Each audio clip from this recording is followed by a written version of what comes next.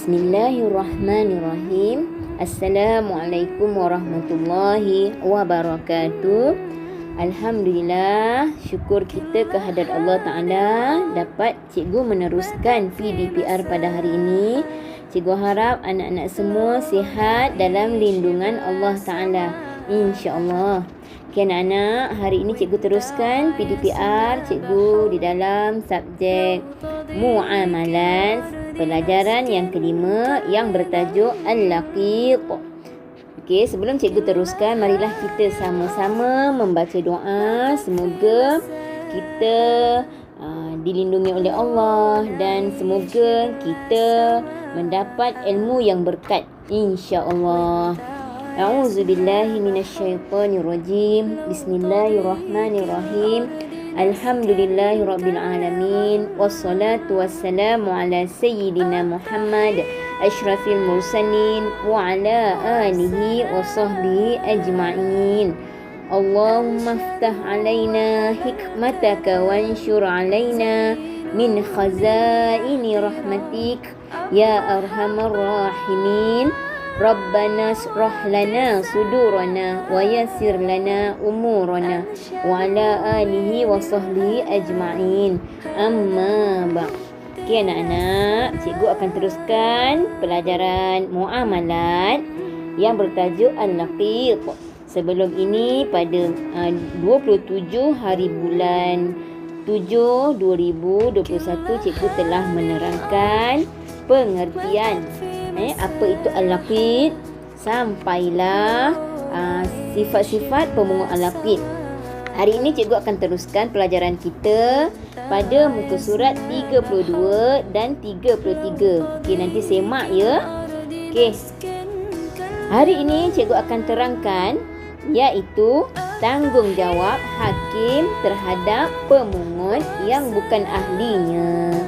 Okey, kita tengok.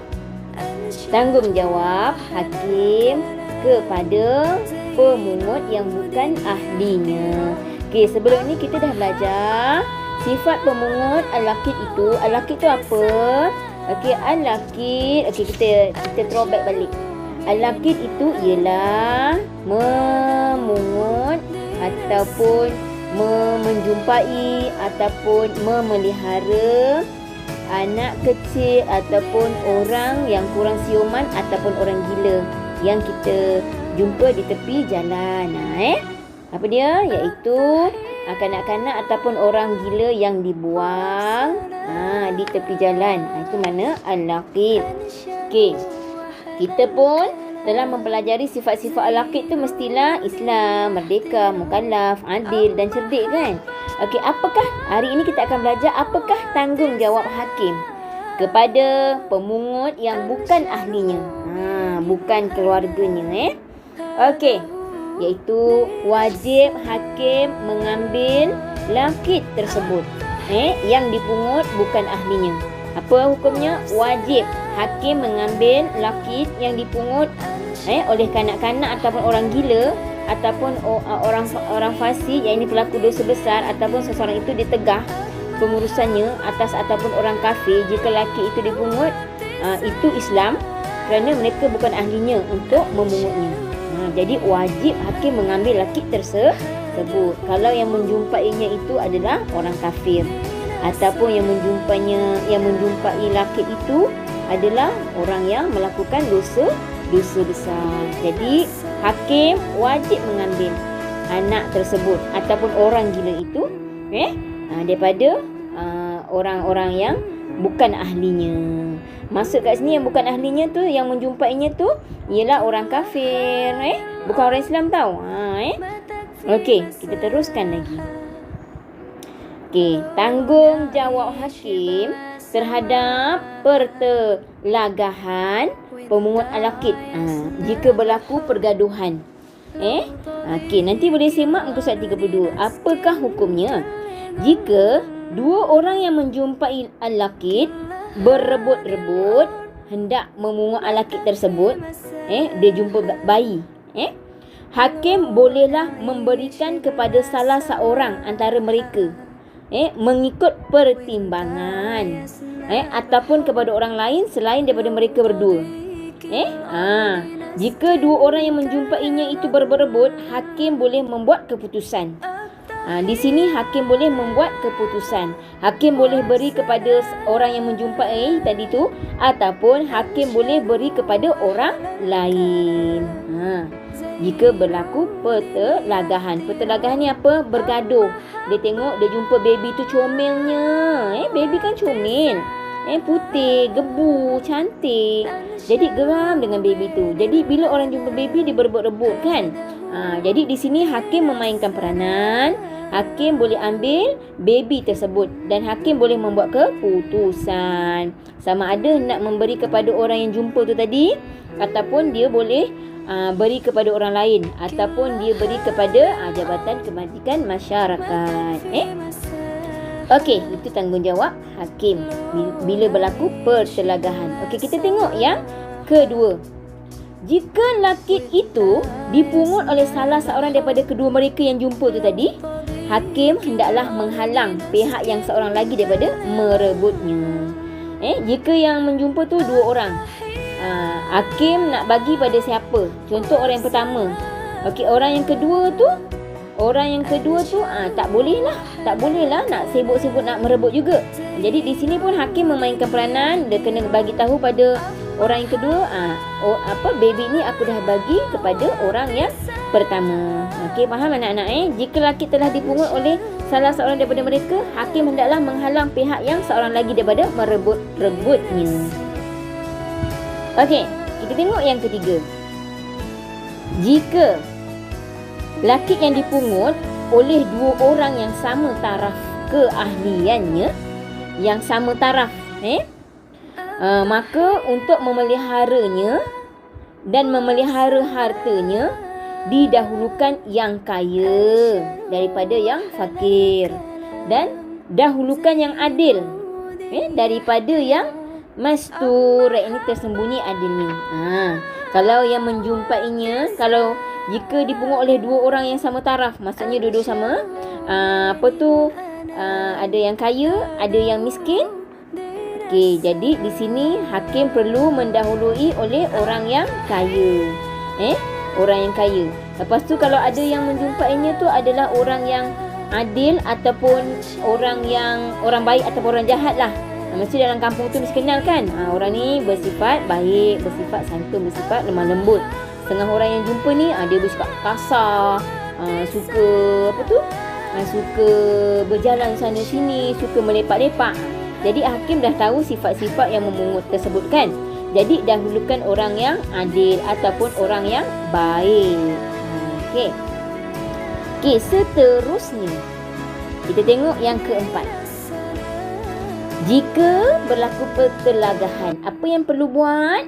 Jika bersamaan sifat keduanya, diadakan undi. Contoh dua-duanya kaya raya, diadakan undi lah antara keduanya. Kalau dalam negara kita, proses, contohnya proses pendaftaran perlu dilakukan di Jabatan Kemajikan Masyarakat.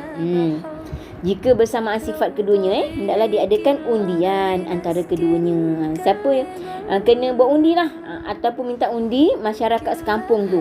Mana yang layak menjaga bayi tersebut? Mana yang layak? Okey, kalau kat negara kita, kalau kita jumpa anak-anak yang terbuang, kalau kita jumpa orang-orang gila yang tidak dipelihara, tidak dijaga, dihantar di Jabatan Kemajikan Masyarakat untuk dipelihara, untuk dijaga.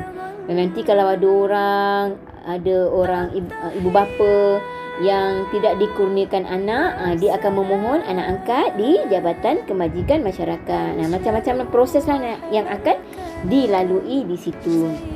Okey nak-nak.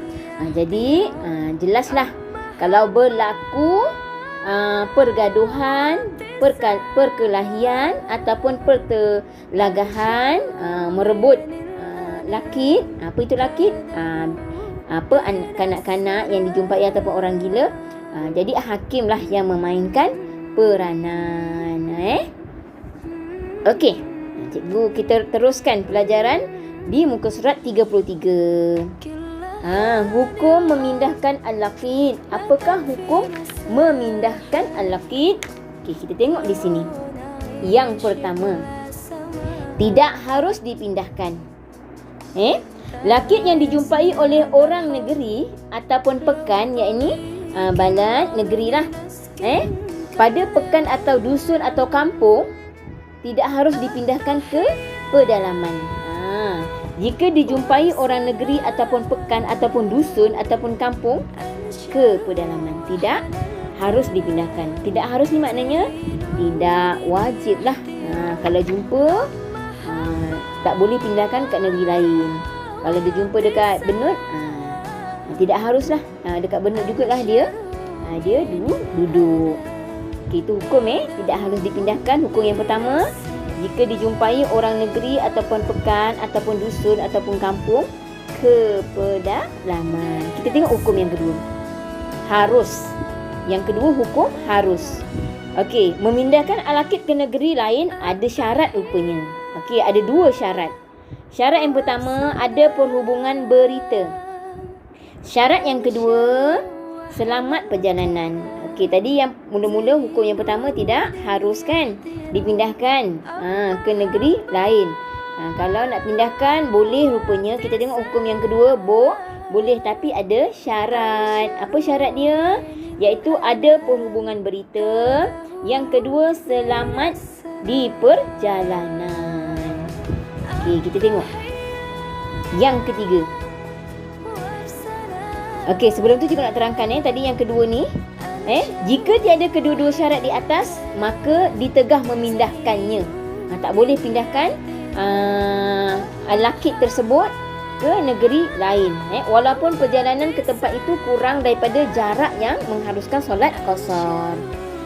Kalau tak cukup syarat ni 2 ni, tak boleh dipindahkan. Okey, kita tengok yang ketiga. Hukum harus yang ketiga. Okey, harus bagi pedagang jika memungut Lakit di sebuah negeri, memindahkan ke negerinya dengan 2 syarat di atas tu lah. Dia boleh pindahkan. Contohnya yang menjumpainya tu dia duduk dekat Johor. Dia jumpa baby tu dekat Benut. Jadi baby tu contoh jadi baby tu dia nak pindahkan ke Johor. Dia kena ada 2 syarat tu lah tadi. Iaitu ada perhubungan berita. Yang kedua, selamat perjalanannya sampai ke Johor. Okey, kita tengok hukum yang seterusnya. Yang keempat. Okey, jika Lakit, ni yang keempat ni harus, iaitu jika dijumpai oleh orang negeri ataupun pekan ataupun di pedalaman yang aman. Jadi pekan dia tu contohlah negeri dia tu Johor, contoh aman damai. Dia nak pindah ke sana. Jadi dibolehkan, haruslah dipindahkan. Haruslah dipindahkan ke negerinya. Sebab apa? Sebab aman. Tidak berlaku pergaduhan. Contohnya lah ya. Okey, yang keempat adalah harus. Okay, kita tengok yang kelima. Yang kelima, hukumnya wajib. Kenapa wajib? Jika dijumpai Lakit tersebut di tempat yang tidak selamat, wajib dipindahkan. Contohnya tempat yang dia jumpa tu, contoh tempat yang dia jumpa ni berlaku penyakit taunah contoh, ataupun berlaku penyakit apa sekarang ni, coronavirus ni kan. Jadi kena pindahkan di tempat yang selamat. Dipindahkan ke tempat yang orang yang jumpa tu selamat. Jadi boleh dipindahkan di situ sebab selamat. Hukumnya adalah wajib. Okey, kita tengok seterusnya. Okey, ada lima hukum je kat sini. Okey, kalau kita tengok muka surat 33, nombor 6, jika dijumpai Lakit oleh orang pedalaman, orang badui, negeri ataupun pekan, samalah seperti orang yang tidak berada di pedalaman. Yang ketujuh, jika didapati Lakit oleh orang pedalaman di kawasan pedalaman, tetaplah di bawah jagaannya. Jadi yang pasti kita dah belajar, kalau kita jumpa Lakit, yang ini kita jumpa baby ataupun kita jumpa orang gila, kalau kita nak pindahkan boleh ke tidak? Okey, ada yang tidak boleh. Sebab apa tidak boleh? Sebab dia duduk dekat situ je, jadi kena duduk dekat situ juga. Jadi orang yang menjaganya perlulah duduk dekat situ juga. Boleh kita pindahkan ke tempat ke tempat negeri lain. Ada 2 syarat tadi kan. Apa dia syaratnya? Iaitu ada perhubungan berita dan selamatlah perjalanannya. Okay, anak-anak, hari ni sahajalah penerangan cikgu di dalam bab Al-Laqit, iaitu pada muka surat 32 dan 33. InsyaAllah kita akan sambung pelajaran kita pada pertemuan yang akan datang. Okey anak-anak, semoga anak-anak semua sihat walafiat dalam lindungan Allah Ta'ala. Okey, cikgu akhiri dengan wabillahi taufiq wal hidayah. Assalamualaikum warahmatullahi wabarakatuh.